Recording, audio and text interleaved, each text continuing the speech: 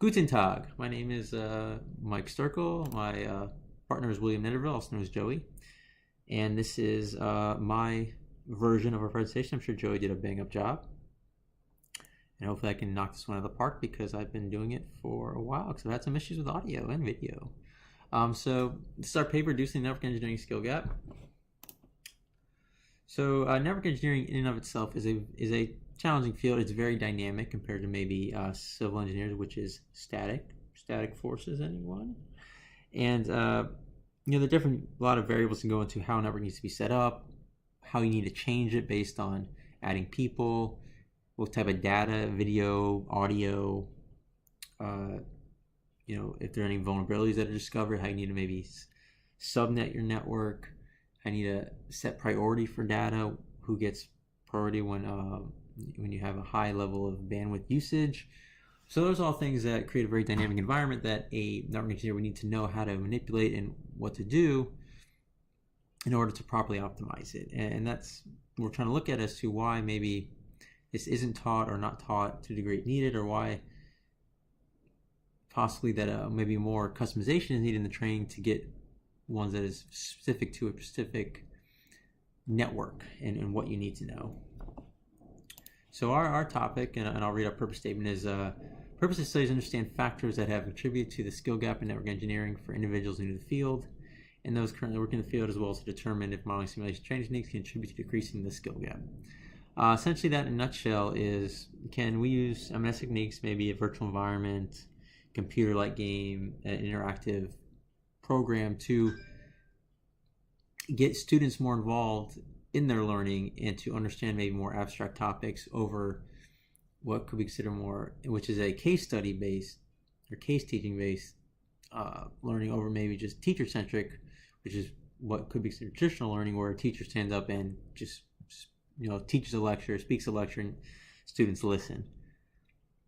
And kind of as Joey says, it's you don't dress up and want to be a network engineer for Halloween. Maybe he did. So going through what I said about the M&S techniques, the first two papers here, one is called the Network Management Game, which is a game-like environment. The other one is a virtual environment. And these were done to show, can a more interactive training technique be used to help with maybe basic or advanced network principles. And both showed that the students actually learned more abstract techniques, or what they considered a technique that was abstract and hard to grasp, better through these methods than, say, just reading it. And the last paper is showing that there's a mismatch, a potential mismatch between what is taught in academia and what industry actually wants from new employees or wants industry to teach. And this was one of a few papers on this topic that academia and industry are kind of not on the same page when it comes to curriculum. But there's actually a paper by a professor at USF where where classes are being created collaboratively and testing out to see if this actually helps improve what skills are needed in the workforce. Now, for our paper here, or for our research, here's a research questions that we have. Why is there a skill gap? How do we train new engineers? How do we increase the skill of current engineers? How do we create an environment that strengthens new candidates prior to the workforce? And can M&S techniques be used in the training network? So some of these we kind of briefly mentioned. And these are questions that we're just trying to answer through, again, literature and kind of our experiences and and talking to people, and kind of see if we can, get answers to these questions, kind of create a paper that kind of shows what's going on. And the research method we're using is a qualitative one. Our population of interest is network engineers. The data that we are collecting is from the literature, which is text-based sources, personal experiences, and the experience of others in the field. And that's kind of what this paragraph says, is how we're going to collect it, what we're doing to do that. This kind of goes over a little more of what we're doing with our research method and how we're doing it. And here are three hypotheses that we are hopefully going to have answers for, that we're going to answer based on our research, which is there's a mismatch between the skills needed in the workplace and the skills taught to workforce candidates. Purpose-driven curriculum allows engineers in the workforce to maintain and improve their skills. And the implementation of future network technologies, i.e. SDN, which is software-defined networking, changes the skills needed in network training. For those who don't know what the last one is trying to get at, well, the last two, because I think the first one we kind of talked about a little bit. So the purpose-driven curriculum hypothesis is kind of about, is there a way to get not just new people trained in the field, but current employees better trained over, say, the current ways, which maybe Cisco certificates, which are still very academia-centric in terms of you go into a classroom, you learn the material, and then you take a test on it, which may or may not have anything to do with what you need to know for your job. The last one is, do future technologies not just change how we learn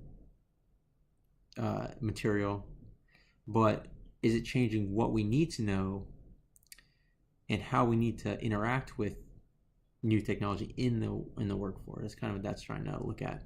So here's kind of what we've done up to now. We have a lot of experience in the field. We have done a good literature review, trying to really get in depth in the field, kind of see what we need to know from what people have done.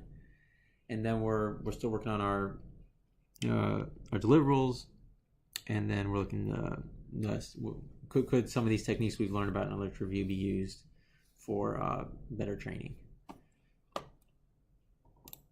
And here's kind of what we've plan of attack on the left, and then our deliverables on the right, or is the literature that we've discussed. It's already been started. It's probably about 75% complete.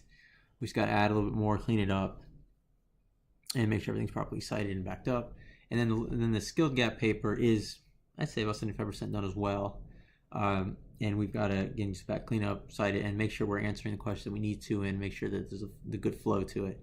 But we, I say, are well on our way to getting done what we need to do, and to answering the hypotheses and questions that we were set ourselves up to answer. Here's kind of a timeline of activities that we wanted to do or have been doing. We're in the week 12 right now almost in week 12, I guess, at the time of this online recording. I guess the biggest thing is probably, Turkey Day's coming up, and then I plan on going to ITSEC. Hopefully I'll see some of you guys there. And then, right after that, we have our exam period and final presentations, and we look forward to finishing the semester out strong. And this is where I ask for questions. I don't see any. I don't hear any. But I guess I shouldn't, because I'm talking to myself. But anyways, if you do need to contact us, we are on web courses, and we've been, you have our contacts there. But thank you very much for listening, and have a good rest of your day.